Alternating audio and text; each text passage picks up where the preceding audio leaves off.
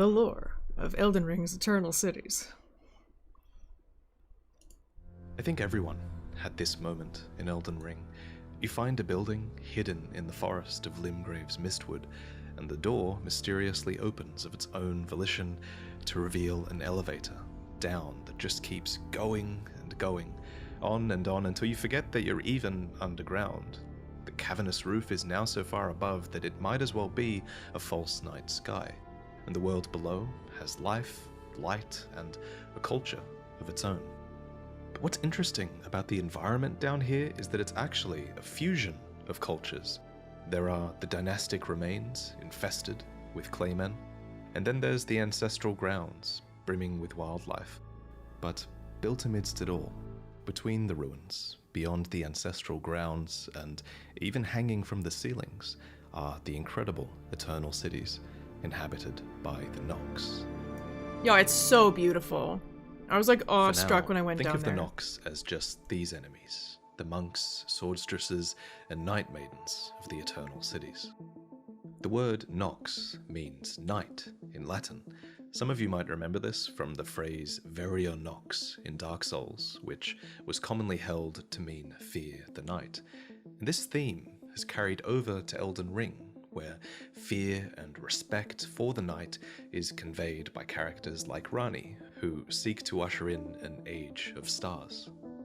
Here beginneth the chill night that encompasses all, reaching the great beyond. Into fear, doubt, and loneliness.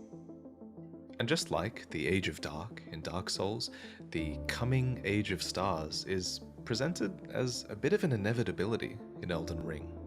Or at least it might have been, were it not for Star-Scourge Radahn, who locked the stars out of motion and fettered the fate once writ in the night sky on behalf of the Golden Order.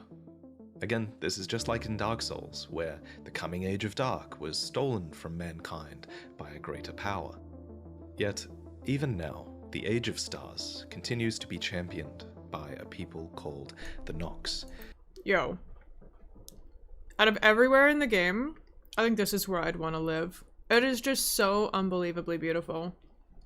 Like, look at this. Imagine living up here. That's where Moog is, right? Is this where Moog is? I never fought him. I never got to hear. Excuse me. Try crunchies. Yeah, I thought so. I haven't been here yet. I need to go there. I need to fight him.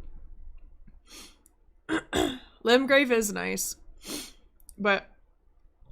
and like, I am solar powered, so I would probably die down here. But like, look at this. Oh, I don't have anything to drink right now, Sapper. I'll have to grab it after this video. I drank all my coffee. I'll grab a glass of water. Yeah, I'll grab a glass of water when this video's done. Except now, the Nox have been banished to the underground, and here they live in this state of eternal anticipation, just endlessly waiting for a fate that has been taken away from them. We're never explicitly told which act it was that led to the Nox's banishment, but my best guess is that it has to do with this, the Fingerslayer blade, which we loot beneath the giant's throne in Nokron. A part of its description reads, "This blood-drenched fetish is proof of the high treason committed by the Eternal City and symbolizes its downfall." So, what was the nature of the Nox's high treason, then? Well, this is a Fingerslayer blade, one that is able to harm the Greater Will and its vassals. This blade is drenched in blood and proof of high treason, so it seems like the weapon was successfully used, but we can only really speculate on which pair of two fingers. Wait. It looks suspiciously like the blade that was struck into the demigod that died. What was his name again? The Golden Godfrey the Golden? Something like that? Was he the one that was killed? That looks a lot like the blade that killed him. Is it? Godwyn. Yeah, Godwyn. That's right. Godfrey is another.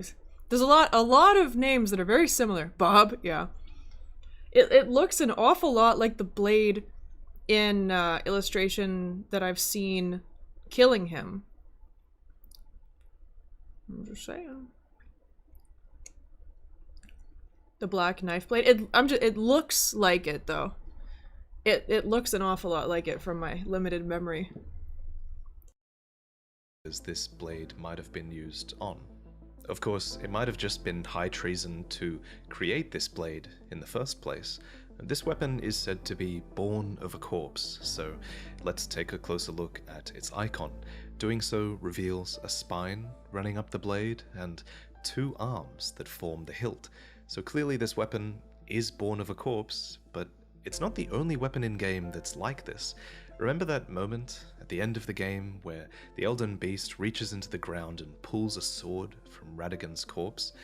That is the sacred relic sword, and it too is a spined spiral blade with a human forming the hilt. So to some in this item's description, this weapon represents the end of an age, and to others, the beginning.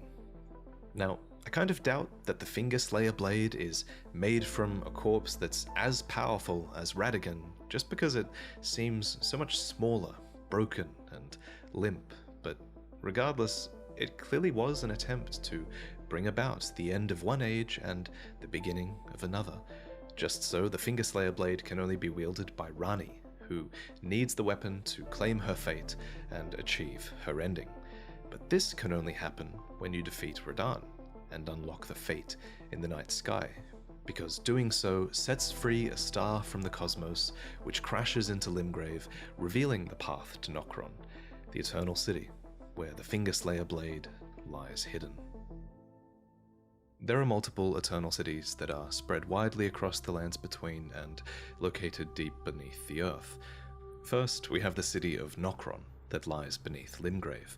The entrance to this city is torn open by Radahn's meteorite when we explore it, so all of the foremost buildings are ruined, but they form the path leading to this undisturbed, multi-layered city that's sort of tucked behind the dynastic remains and the ancestral environs that were built here long before.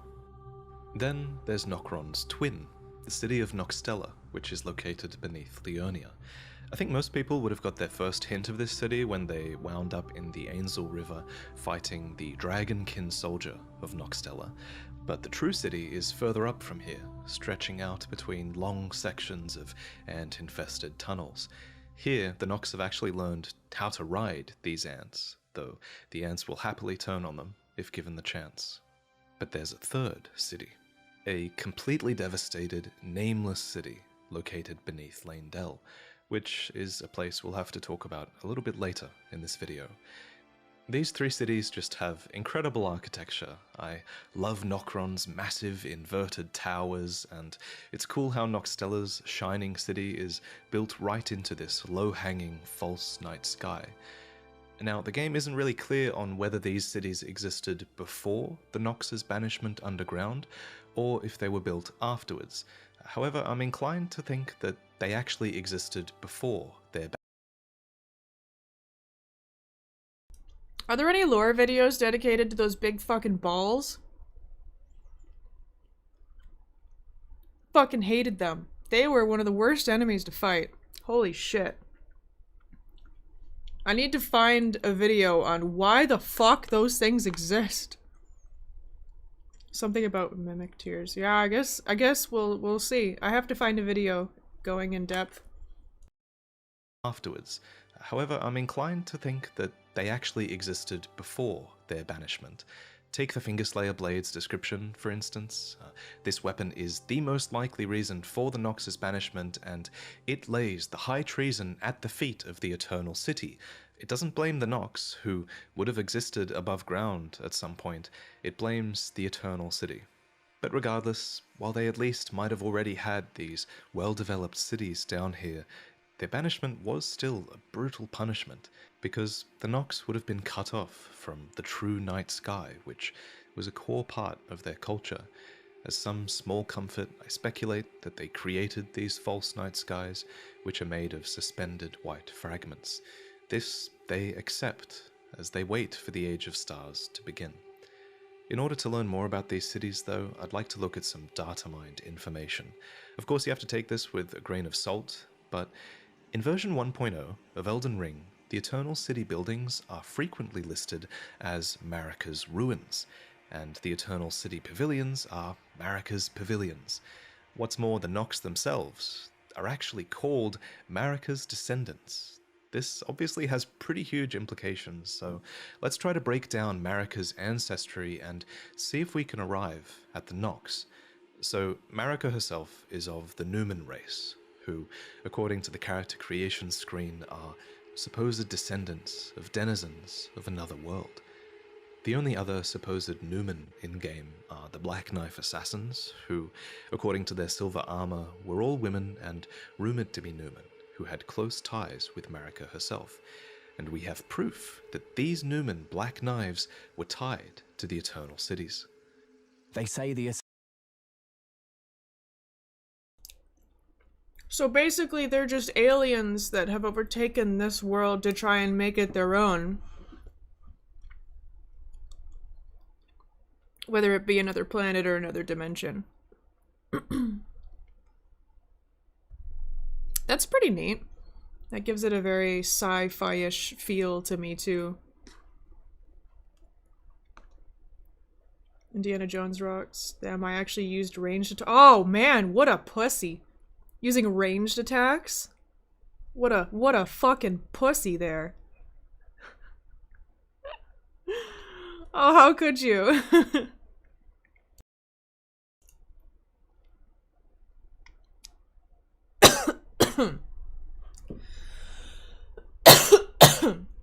So many dry crunchies. Boruto? I have no idea what Boruto is. I've heard the name before. No clue what it is. Or I don't remember. These Numen Black Knives were tied to the Eternal Cities. They say the assassins who carried out the deed were scions of the Eternal City. So if we take Roger at his word, then it seems like Numen are indeed tied up with the genealogy of the Eternal City, and that Marika herself is likely one of the Nox's ancestors. You could go as far as to say that Marika is actually from an Eternal City too. She is called the Eternal, after all, but again, remember this is data mined information that we're not really supposed to know. But at any rate, while the Nox might be descended from the Numen, I think enough time has passed that most Nox aren't really considered Numen anymore. If anything, they're now more akin to the Night Folk, which is actually another descendancy you can choose for your Tarnished in the character creator. Night Folk and Nox share similarly hued skin, and Night Folk are a race that was said to bleed silver long ago. So let's finally actually talk about the Nox monks, the priestesses, the Night Maidens, and the silver that they wield. The monks of the Eternal Cities are all men, and they fight with flowing weapons of liquid metal. So too do the Swordstresses, a female caste of the Nox, who are agile warriors and serve as the personal guards of the Night Maidens. The Night Maidens themselves are said to be of the highest clerical rank, and it's definitely interesting that a group of maidens would be of the highest clerical rank. It's almost as if the Night Maidens exist as a sort of parallel to the Kindling Maidens of the Two Fingers, who serve the Tarnished so that they might become Lord. Because remember, a core part of the Nox culture is also about searching for a Lord to serve. Except unlike the title Elden Lord, the Nox are waiting for a Lord of Night. In a way, this Lord of Night is almost an imitation of the Elden Lord, which would make sense because the Nox are extremely well versed in the art of imitation. So let's talk about that. I think I speak for a lot of us here when I say that a core part of so many of our late game playthroughs were the Mimic tier Spirit Ashes, which copied the form of their summoner. And from a lore point of view, the whole point of this Mimic tier is actually to mimic the Tarnished who might become the Elden Lord. Its description reads, Mimic tiers are a result of an attempt by the Eternal City to forge a Lord. However, the description also says that their mimicry does not extend to imitating the summoner's will. This makes it seem like Mimic tiers are this tool, right? They're something to be used to achieve the Eternal City's ends. So it's important to point out here that Mimic tiers are actually more accurately Silver tiers, and silver tears literally are tools, because they're wielded by the Nox as weapons. The Nox flowing hammer and the Nox flowing sword are forged from the liquid metal of silver tears and tempered to hardness. This gives them the ability to extend, bend, and when wielded by the Nox, to drastically change their form into spiked shields and even giant hands. And what's kind of chilling to realize is that these weapons are actually living beings. This is all quite clearly inspired by ancient alchemical conceptions of mercury, or quicksilver, which was this compound that was believed to be able to shift between liquid and solid states, as well as life and death. In-game, silver tears are called formless life, able to be reborn again and again into imitation. They are as much a substance as they are a living organism, and we see this in their multitude of forms: silver spheres, trolls, and even nightfolk, to name but a few. There's even this entire cut questline that would have had you bond with a silver mimic tear called Asimi. In the cut dialogue files, this mimic tear claims to have grown a desire for life and knowledge and lordship, and she desires to share the throne with you. You could have become Elden Lord, and I could have become Sovereign Eternal.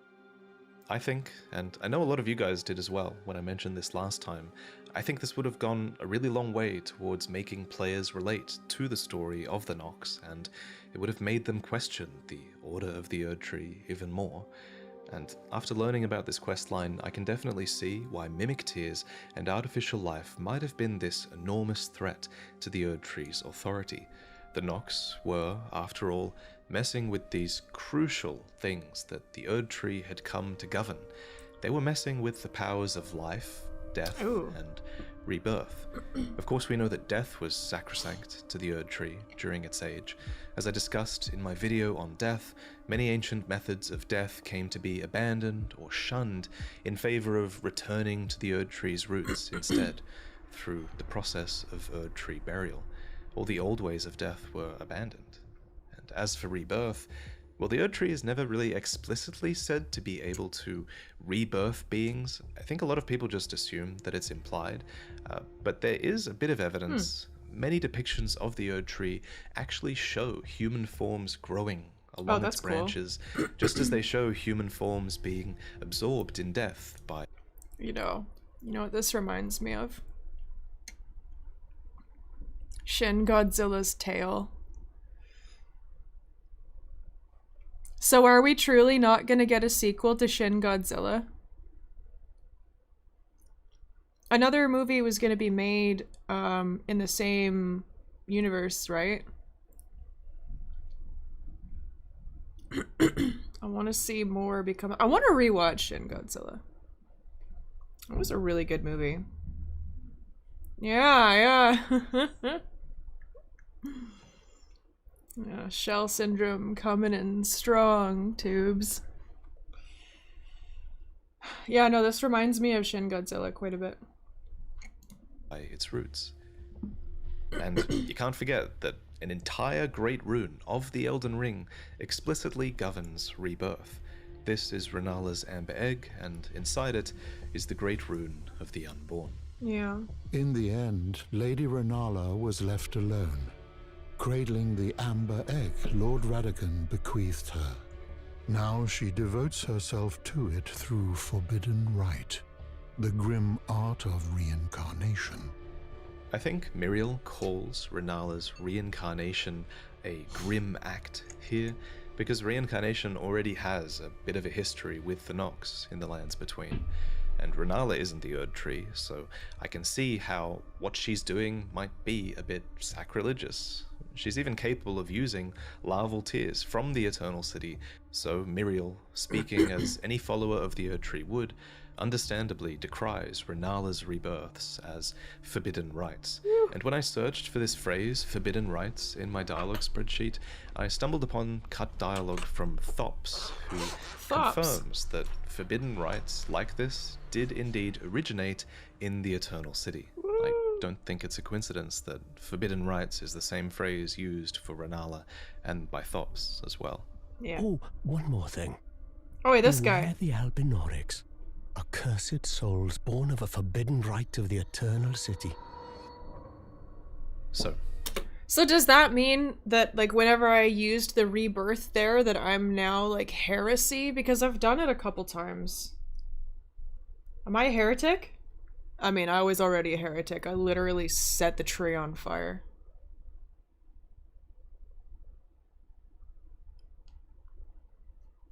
Yeah, hero. I don't know why we wouldn't be. One needs a dialogue spreadsheet. Yeah, honestly, for real, Bridges. the Albinorics. Albinorics seem to be a reference to the ancient notions of artificial life. It's all Renalla's fault, and not me. That's something that's supported by the Albinoric blood clot description, which calls them life forms made by human hands. According to the Albinoric shield, Albinorics are said to have been created from a primordial drop of dew, which, to me, evokes the Erd Tree's own imagery of dew, where drops of life dripped from the Erd Tree's branches. Sort of imitation in that way, to me. The ripple blade that is wielded by young Albinorics echoes this, stating that ripples are thought to be at the origin of their species. Obviously, these are all references to liquid, and it suggests that Albinorics are born of the same liquid silver that we just discussed. An older description of the blue silver set also confirms this, calling Albinorics children of silver. And there are a few different types of Albinoric. It seems like in this game there's a very big theme of like a silver, gold kind of thing. Precious metals, but is there any platinum? Or is it just a gold and silver thing? Renalla is somehow imperfect, like you were a clone from then on. Like if teleportation devices were— oh god, if teleportation devices were real, I would not fucking use it. Absolutely not. Fuck that. That's horrifying. It's true though, it just transports your atoms. Are you really you on the other side? Who knows? Not that we even really can— I don't know, we can't do that yet. Sounds horrifying. I would not do it. No. Fuck that. That can be encountered in-game. There are first-generation Albinorics who have withered legs and are called the Albinorics of old. And then there are second-generation Albinorics who resemble frogs. You know what that reminds me of? Oh my god. Okay, so there was this insane video that I saw a while ago of these guys fighting, and this girl just goes up and reaches her hand down to the back of her throat and vomits on someone else in the fight. That is the most disgusting thing I've ever seen anyone do, and I've seen a lot of disgusting things on the internet. Yeah, it's just gold and silver. But yeah, no, I am not a vomit person, man. That is foul. Did it break up the fight? I don't know. It cut off relatively quickly after that. I don't think they were sober either. Oh, God. What a foul creature. Ugh. That's beyond fighting dirty. That is so fucking sickening. And are called the young Albinorics. Let's discuss these first-generation Albinorics first. As far as enemy models go, there are the men, who are commonly the subject of torture and genocide. Yeah. And then there are the women, who seem to have learned to defend themselves as Albinoric wolfback archers. This is the most feminist game ever. Like, yeah, the women are powerful, and all the men just bend over to them and wither away. So funny. This is probably a good time to mention, this isn't the only example in this video where the women of the culture are far more dexterous than the men. All of the Black Knives are women. The Nox Swordstresses defend the Knight Maidens, who are of the highest rank. And if we're talking about rank, then Caria and its princesses as well are a prime example of that. Speaking of Caria, actually, Pidia is an example of an Albinoric man that serves Caria, and other Albinoric men in Caria have clearly learned glintstone sorcery, not to mention Loretta, but maybe that's the story for another time. Huh. Moving on to the second generation Albinorics. As newer Albinorics in the lands between, the formula for these artificial humans seems to have been improved, as they now have legs, which they put to comically good use, although Thops in his cut dialogue does say that they've lost the use of their tongues. So they really haven't got the formula quite right. There's something also going on with their heads, which From Software themselves call dumpy and frog-like. Yeah. You can even loot the Albinoric mask, which is literally just their own face, skinned in an act of malicious mockery. And I really shouldn't laugh, but it is kind of funny, admittedly, that even Elden Ring players are also guilty of genociding helpless Albinorics. There's this site in Mogwin Palace where it's just far and away the best way to farm runes, and thousands of players just kill these Albinorics over and over again, and it's just the perfect example of gameplay matching lore. Anyway, with all of this terrible shit happening to Albinorics, frankly, just for the sheer audacity of them simply existing, yeah. it's no surprise that they see Miquella's Halig Tree as a haven, but in talking about that, we're getting far away from the Eternal Cities, so let's get back to there.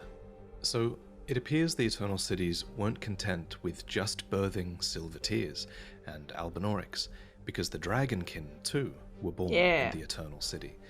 There are a tragic few that you can fight down there, and unlike the real stone dragons up above, they knew no true sky nor true lightning. So it cool. Seems these Dragonkin were created, I think, with...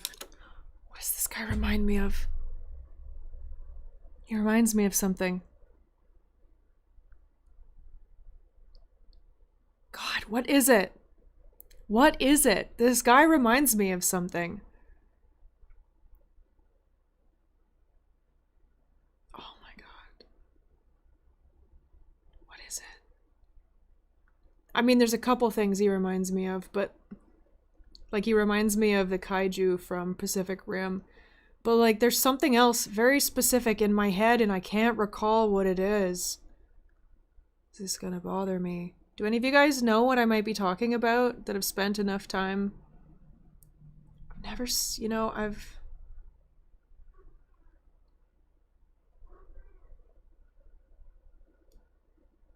Creature from Conan. Conan the Barbarian? You know, I never watched Conan the Barbarian. And no, not Gamera. Oh my god, I can't remember what it is. Now it's gonna bother me. The intent of achieving a sort It's of beautiful, immortality. Something that is suggested by the Dragon Scale Blade, which is an ice lightning weapon that reads, a weapon made by sharpening a gravel stone scale, thought to be the source of ancient dragon immortality, into an unclouded blade. Alas, the Dragonkin soldiers never attained immortality and perished as decrepit, pale imitations of their skyborn kin. There's the word imitation again. Yeah. And interestingly, just like the Finger Slayer blade is this hidden treasure of the Eternal City that is capable of harming the Greater Will, ancient dragon smithing stones too are a hidden treasure of Faram Azula, capable of creating weapons that can slay a god.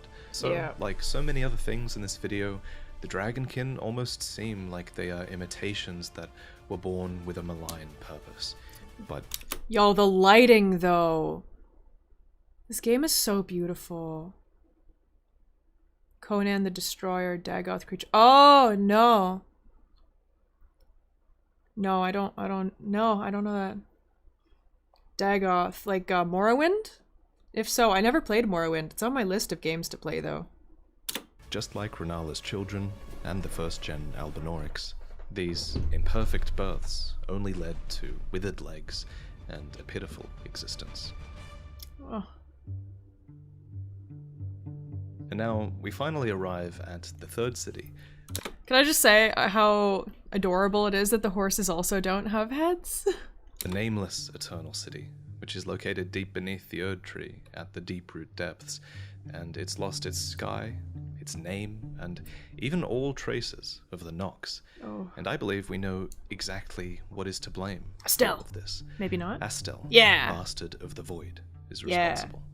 According to Astel's remembrance, it is a malformed star, born in the lightless void far away.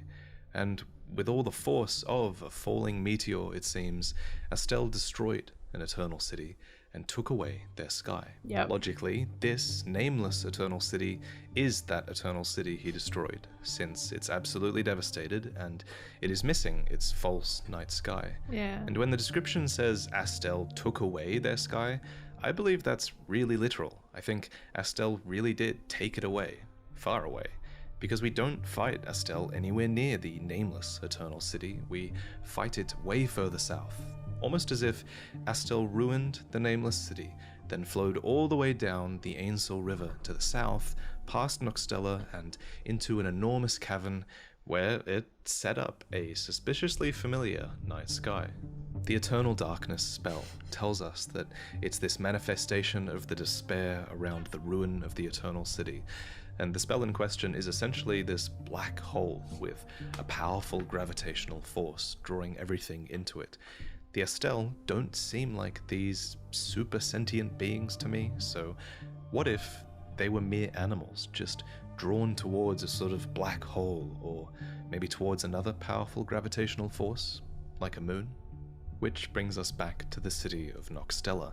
Exploring Noxtella's tallest towers rewards you with the legendary Moon of Noxtella talisman, a treasure of theirs that represents the lost black moon.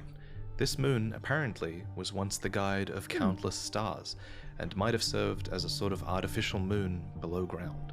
But tragically, it seems this black moon was shattered into pieces, because fragments of this moon can be found in memory stones, which have a really similar gameplay function to the talisman, granting you additional memory slots. These stones are rightfully treasured by sorcerers, and above ground, towers evoking those of the Eternal City would be built to protect these precious artifacts. I'm not sure how these fragments were stolen from the city, though over in Nokron there are examples of foreign forces making incursions in. That creature looks uncomfortable. I don't think I'd want to imagine waddling around. I imagine he doesn't feel pain, but that just looks painful. To the city. These beings are members of the Company of the Fallen Hawk, a company of slaves that were ordered to explore the Eternal City. Logically, these soldiers are slaves of the Golden Order, but who were the Fallen Hawks before their enslavement? Well, there's this one little theory that I quite like by user NoContribution15 on Reddit that suggests that these Fallen Hawks could have once been common soldiers of Stormvale Castle, because these soldiers once had hawk crest shields and even a Stormhawk king, dating back to ancient times, back when there was a true storm in Stormvale. And so, as the theory goes, the crest for this company became that of an inverted hawk, symbolizing their fall and perhaps referencing the inverted towers of the Eternal City that they were doomed to explore. As for why they explore the city, the first thing that comes to mind is that they might have been sent here to look for the Finger Slayer Blade, which is the hidden treasure of Nokron, where the Fallen Hawks were sent, although this is mostly all just speculation. Also, it wasn't really that well hidden. It was just sorta, you know, there, in a chest, just chilling, out in the open. I wouldn't call it particularly hidden, and if these guys don't feel pain, just jump off a wall and just get in there, you know? Whatever the case, it really helps to characterize these enemies for you. Otherwise, the only other observation we can make... Yeah, but just, you know, with the door to get into that part, sure, but you can, you know, climb some walls. Is that many of the Fallen Hawks can be found digging hopelessly in the ground, hands bloodied by their long efforts to this day. Torches are an important part of their design, and this reinforces the idea that they're here looking for something, to the point where the band's last embers were used up in their long search, and then they began to burn the bones of their fellows, acquiring the cold ghost flame. And with this new flame in hand, they became dwellers of the underground for all eternity. Like with the Fallen Hawks, there are some really open-ended parts to the stories of the Eternal Cities, some things that are curiosities to me, and I welcome you to try and answer them. For example, the giant thrones with the giant Nox skeletons on them, they're almost a complete mystery, I think. The only place the game references these thrones are in the symbols for night sorceries and bubble sorceries as well. Beyond that, they're clearly a central part of Nox culture, though we don't know what purpose these beings had. Below each one, though, you can loot Great Ghost Glovewort, which were given in tribute to those who died the most glorious of deaths, in the hope their stories would become legend. So it seems the Nox not only venerated these beings with giant thrones, but that their spirits as well were considered to be heroic, for their deaths were glorious. Another curiosity is the distorted bodies that are found in the Eternal Cities. These erupt from the ground, and many buildings as well, of the Nox. Are these other inhabitants of the city? Are their deaths related to the giants? What are these? And finally, there are the gargoyles that are found in the nameless Eternal Cities, with misshapen, ruined bodies. None of these gargoyles have been mended, but those that are mended with black corpse wax, and they serve Malakath, the Black Blade. Many of you will remember that 2 valiant gargoyles defend the path from Nokron to the Deeproot Depths. Yeah, they were where the fun. nameless Eternal They were City so is. fun. And interestingly, it's a coffin that takes you up there, suspended on a golden script. This golden script reminds me of the description of the Cipher Pater, which reads, "The furtive inscription appears to hang in the air, the language of light spoken by the 2 fingers." It makes sense that the 2 fingers would be aligned with these gargoyles that serve Malakath, and maybe some power of the 2 fingers is what takes you up to the nameless Eternal City in this coffin. Speaking of coffins, there's another coffin that you ride down from the Grand Cloister to Astel's lair. Yeah. And there are a ton of coffins found in the Eternal Cities in general. Beyond being some absurd method of transport, perhaps sending remains along the river was some sort of burial rite? At any rate, many of these coffins have been waylaid along the Ainsel River tunnels, where ants feast upon the remains.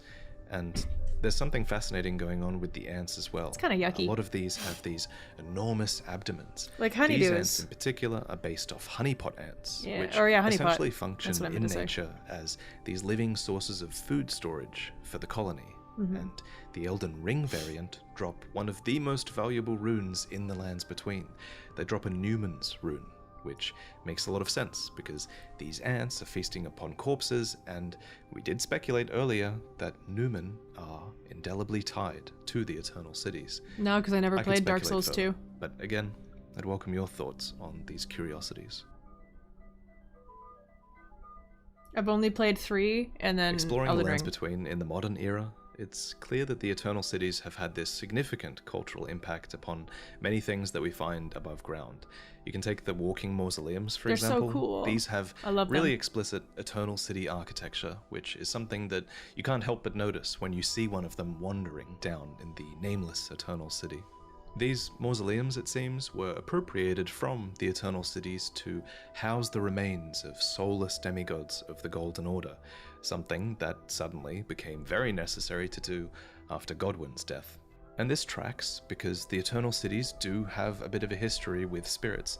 We mentioned earlier that they entomb their heroic spirits with legendary glovewort, but even the rebirth monuments above ground that you need to summon spirits look kind of like Eternal City constructs. So I speculate that these might have been pioneered by the Nox, who, even if they didn't use these to summon spirits, they definitely might have used them to summon puppets, because puppetry is an invention of the Eternal Cities. To create a puppet of someone... It's that guy. Can let me solo her? I'm pretty sure that's what he called himself. Oh man.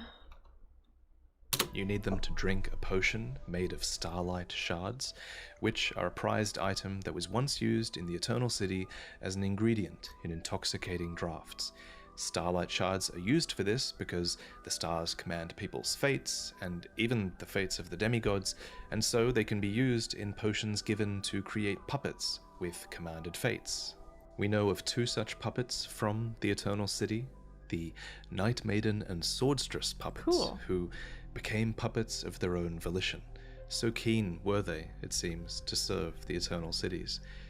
But when you look at all the puppet summons that you can get in Elden Ring, these two, the Night Maiden and the Swordstress of the Nox, these two are a bit of a special case, because most puppets we find are actually controlled against their will and are extremely unwilling to serve their masters.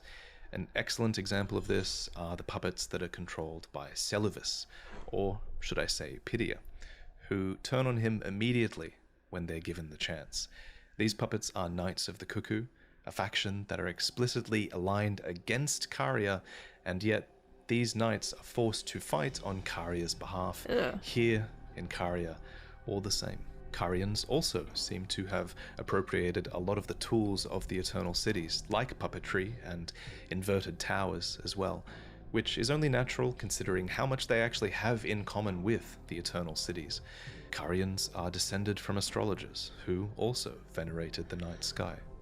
Another example of an invention of the Eternal Cities that the Carians use is found at the Church of Vows, which features a Nox statue taken straight out of the Eternal Cities. Here at the church, Radagon famously repented his territorial aggressions and cleansed himself with celestial dew. Celestial dew is another draft of the Eternal Cities.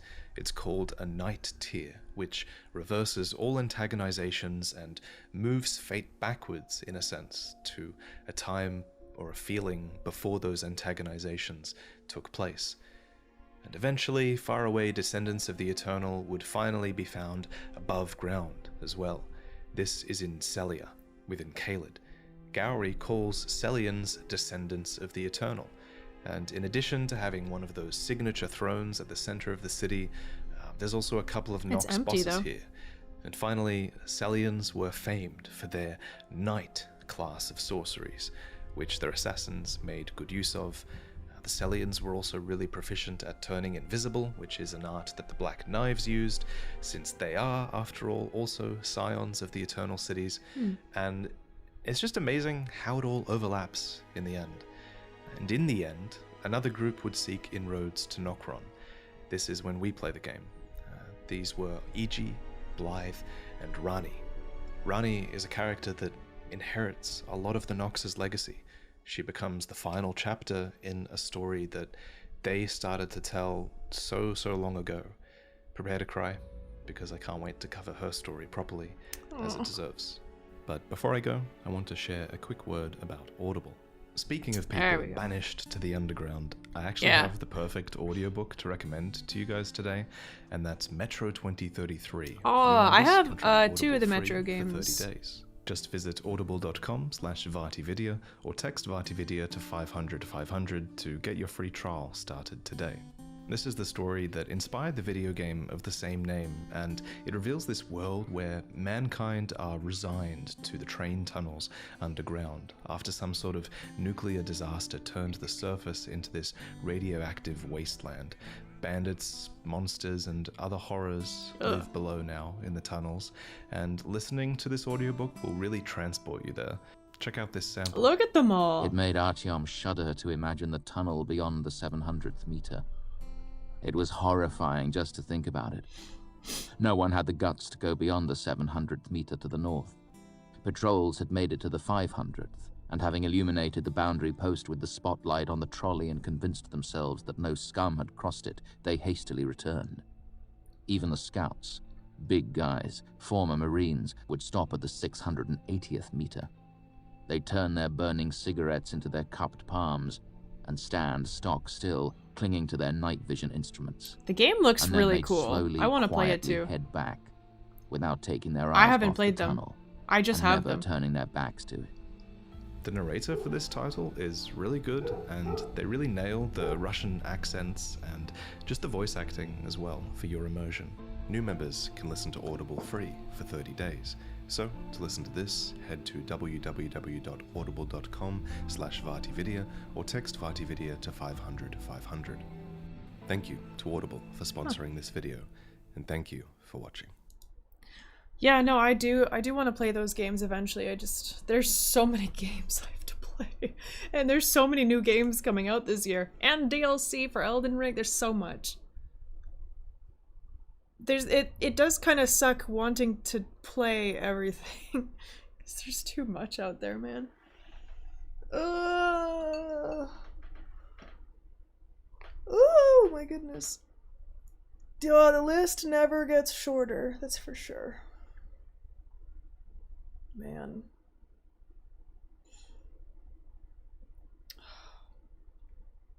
Yeah, this is gonna be a lot. Getting through all the games and all the content that I want to consume with my eyes and ears.